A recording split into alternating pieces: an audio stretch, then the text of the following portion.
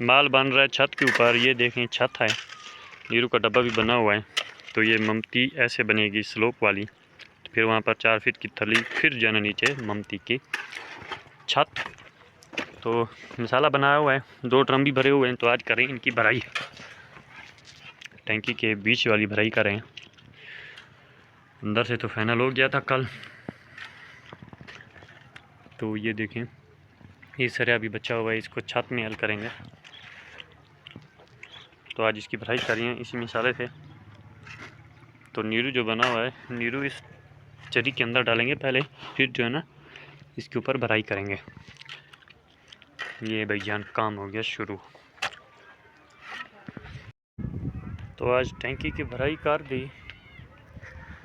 मैं इस ड्रम के ऊपर खड़े होकर आपको दिखाता हूँ, तो ज़्यादा इलाका भी नज़र नहीं आए। तो ये देखें ये भरी हुई है टैंकी। तो सुबह जो अंदर इससे इसको चिप्स भी करनी है।